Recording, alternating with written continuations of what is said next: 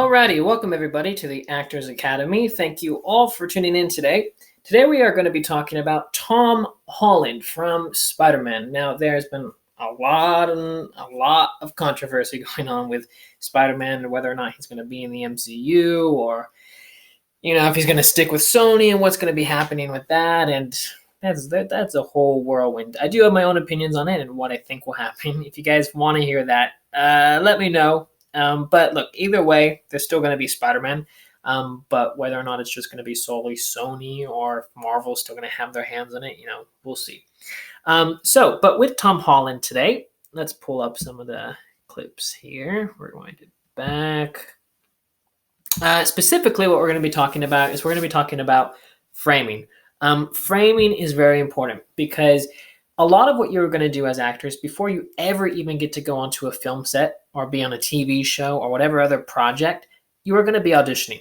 This is going to be a huge thing for all of you guys. And a lot of you will also be doing these things called self-tapes. If you don't know what those are, you can always go back and look at my channel and you guys can see some self-tape videos that I have, or I will leave them down in the description below so it's easier to get to those. But self-tapes is going to be huge for what you guys are going to be doing as actors. And self-tapes, in short, it's you recording yourself doing a scene. So, the casting director will send you a thing, and let's say, for example, you're going to audition for Spider-Man, right?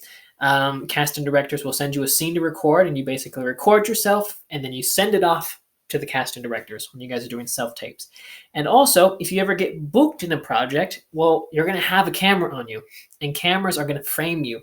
And what I mean by framing is, in our everyday life, when you see your best friend, or you go and you see your mom or your dad or whoever, when you're seeing people in your everyday life, you see their entire body. You see everything. You can see their feet, their legs, their hands, their head. You can see everything.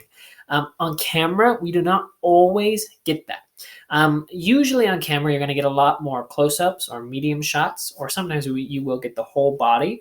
For example, you're going to see right here, we have Tom Holland right here. He's just coming in the scene. This literally lasts for like 2 or 3 seconds where you're seeing his entire body. Usually we don't always get that. Sometimes we will, but for the most part, we don't have that type of filming. So you have to pay attention to those factors of it, how you're being filmed and the framing that you actually have. So we're going to see for this scene here. Watch, again, gets the whole body, lasts for about 2 seconds. Now the framing that we're getting about half of Tom Holland's body all here. We don't get the lower half, we don't get his legs or his feet, but we're getting the top half of his body here. Okay? Now, sometimes, we'll wait till it gets back, good. Sometimes you get a lot of scenes where they're filmed from just about here, okay? Just below the shoulders, up to the head. When it's getting this much of his body, he has a decent amount of movement that he can do, gesturing with his hands, gesturing with his body. He can move, shift back and forth. He has that freedom, and it's okay. It'll look fine for the camera. He doesn't have to worry about it being too close. If it was just on his head, he couldn't do these same movements. And you're going to see an example in a few minutes of just that. But again, so let's go back here. He comes here, with pickles and you see here, he has the hand movements, puts the hand in his pockets. See, he had a shift, he stepped back a little bit, he stepped forward. It's a small thing, but it's possible to do when you're in this type of framing with the camera. Now again, if it's super close, you can't do that. But it's an important thing to realize how much framing you have. So when you're recording your guys' selves at home, you're doing your self-tapes, you get to decide how much of your body you want to show. I've talked about this before in a self-tape video that I've done. Generally, you might want to get somewhere around here, okay, just below the shoulders, and right around here, somewhere in that area. You can go a little bit lower. Maybe I'd say right about here more so, okay? Not as much here, but here you can see where the mouse is moving. This gives you freedom to move, but it also gets a close-up of you so casting directors can see your face, okay? They can still see it if it's right here, but generally, the average self-tape is going to be around this area. But now look, you could be filming and you could say, it just looks a lot better if I'm getting half my body like this. If you find that to be the case, then do that. If this is looking better for you and it's filming and it's serving the scene and that's what you like, then do that. There's been scenes before that I've had to do self-tapes for before. Sometimes I'll be filming right here. Sometimes I'll give it a little bit more. Sometimes I'll give it a little bit less. Sometimes it depends on the actual scene that I'm having to film. Because sometimes I'll think, oh, okay, you know, this moment, you know, you can feel it a lot more and you can understand what's happening better if we get a closer shot compared to it being farther away. But sometimes I want it to be farther away. Sometimes I want to see how it looks and I'll have to say, oh, okay, you know, it looks better being farther away. That's the take I'm going to be using. So you can play with it. Generally, you're definitely not going to want to get the whole body unless for some weird reason the casting director says, hey, we want to get your whole body while you're filming the scene. Well, then, you know, you do that. But 99.9% of the time, you're not going to get that. This here can be a general range that you can think about, but usually you'll be filming from here to here. This is the general range that you'll be in. Okay, so that's really important to realize when it comes to the self-tapes. Also really important to realize if you're going to be on set, if you're on a film set. If you don't know how much framing you have to be able to move, ask your director because they'll prefer it. Actually, if you can actually ask them and say, hey, how much room do I have to move? Instead of you not knowing and you thinking you know how much you have, and then you end up going out of frame and they say, cut! And you had a perfect scene. You were doing everything right. You really, you know, you can use the actor's term if you like it. It felt in the moment. Some people like that. But, you know, it could all be screwed up by going out of frame. So it's something that you guys want to watch out for. So we're watching another clip over here. So this clip, you can see we're closer here. We get the top of his head. Same with this actress here. Top of her head. We get right below the shoulders. Tom Holland, top of the head, right below the shoulders. This is the framing that we currently have.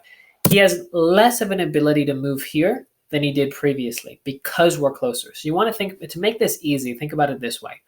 The farther the camera is away, the more of the body, of your body that it's getting, the more freedom you have to move if you choose. Now, don't think you have to, but just realize the more ability and freedom you have to actually move. You don't want to be a block of wood, though, if it's getting your whole body. You'll seem really stiff, unless that's the character you're playing. But just know that you have more freedom to move when you have more of your body being filmed, when the camera's farther away. When it's closer to you, you have less ability to move, okay? So the farther away the camera is, the more ability you have to move. The closer it is, the less ability you have to move. That's usually the easiest way to think about it. But again, we're always trying to still be realistic. So again, here we go. We're getting this much of them. And then if we fast forward here, for Tom Holland, we are just getting the head. The movements that he had in the previous scene could not work in this scene because it'd be very easy to go in and out of focus. He might step to the left, and if he steps to the left, he's going to be out of frame. And if he's out of frame, it's going to look really weird. The director, during the editing process, they're not going to want to use a shot of you getting cut out of frame unless it's, you know, an artistic choice in what they want, which usually for most films, if you watch them, that's not going to be the case. They're going to want to get your whole body, your whole face in the shot if it's going to be a close-up like this. So here we go. Again, it's a close-up here. Now you're going to see this will change his physicality and how he's using it. So again, it's close. But now we're going to be stepping back here. And as we get more of his body, look how much more movement there is. There's movement more in his hands, in his face. He's looking up there. There's movement in the filming of what they're getting. There's more movement in his body, in his hands, in his face, because he can do that. It works. You can't do that necessarily when it's close up because you're going to have these fidgets and movements that's going to be really wonky on the camera. You want to be careful for.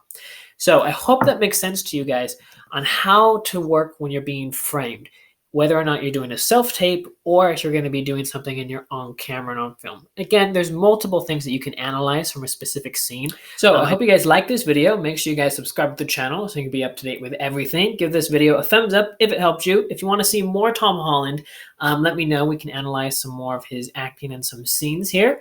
Also, leave any suggestions that you have for other actors. I do go through and I do look at them. Tom Holland was one of the ones that was suggested so many times. There's another actor that has been suggested quite a bit as well, and that might be the next one I do when I do one of these videos. So just let me know, and I'll see you guys next time. Also, I'll be leaving the 10-hour acting masterclass down in the description below if you guys are interested in that. Also in the comment section. It takes 2 minutes to sign up, so if you guys are interested, it will be there. Alrighty, good work, guys. Bye-bye.